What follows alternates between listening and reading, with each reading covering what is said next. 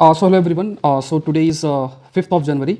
आज के जो न्यूज़पेपर के अंदर टॉपिक्स हैं यूपीएससी के लिए कौन कौन से हैं। So my name is Saurabh Pandey. पहला टॉपिक देखिए ऑलिव रिडले के ऊपर है।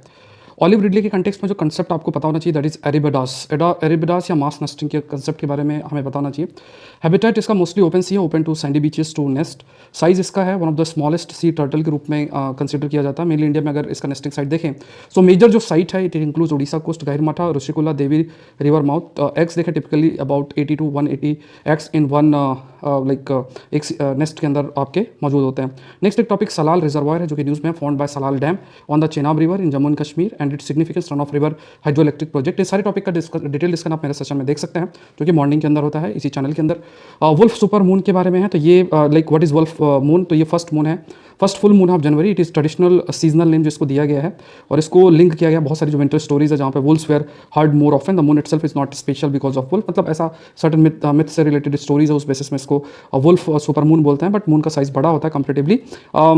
The moon orbit is Oval not perfect circle, तो कई बार जो मून है क्लोज आता है, क्लोजेस्ट पॉइंट में जिसे हम पेरिग्री कहते हैं, और एक आपका एपोगी जो कि farthest point on the earth है।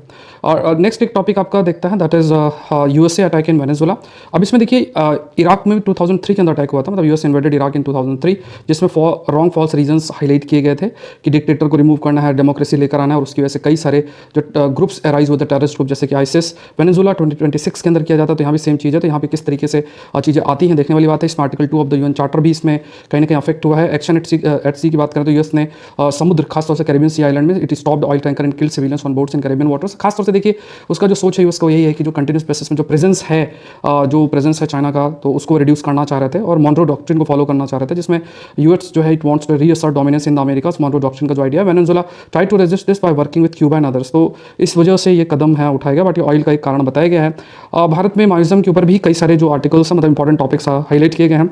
इसमें कहा गया लॉन्ग टर्म वायलेंस ट्रेंड की बात की गई है। अब नंबर ऑफ केसेस भी काफ़ी रिड्यूस हुए हैं। इसमें स्पेसिफिकली एंटीट्यूड दंताकारण में क्यों जो माइस्ट हैं वो रीच किए थे, तो इसमें जो लोकेशन है वो एक फैक्टर हाईलाइट किया गया था। फिर इकोनॉमिक और राइट कंटेक्स्ट ऑफ कन्फ्लिक्ट के बारे में बात की गई। फिर then we have new upcoming things जो कि हमें सिक्योरिटी, जो स्ट्रॉगर सिक्योरिटी प्रेजेंस के अलावा डेवलपमेंट एस्पेक्ट पे भी फोकस करना पड़ेगा। और जो ये कैंप्स कई सारे माइस्ट एरिया में जो लगाए गए हैं that has basically reduce the reaction time of security forces in emergency, posting mist on the defensive. और भी कई इसके साइकोलॉजिकल इंपैक्ट भी रहे हैं। बेटर इंटेलिजेंस इंफ्रास्ट्रक्चर के में भी ये छोटे छोटे जो कैंप्स बनाए गए हैं तो उस पर उसने काफ़ी रोल प्ले किया। राइट बेस्ड इशू हमें आगे लेकर चलना है, गवर्नेंस और फर्दर इंप्रूव करना, एडमिनिस्ट्रेटिव कैपेसिटी को भी इंप्रूव जो है वो करना है। फिर देखिए चाइना का ग्लोबल गवर्नेंस इनिशिएटिव जीजीआई जिसे हम कहते हैं, तो इसमें खासतौर से जो इंपॉर्टेंट जो आज हमने डिस्कस किया है, जिसमें जीडीआई आ जाता है, जीएसआई आ जाता है और GCI civilisational aspect, security aspect और जो है आपका डेवलपमेंट एस्पेक्ट। तो इसमें चाइना ने अपना ओवरऑल ग्लोबल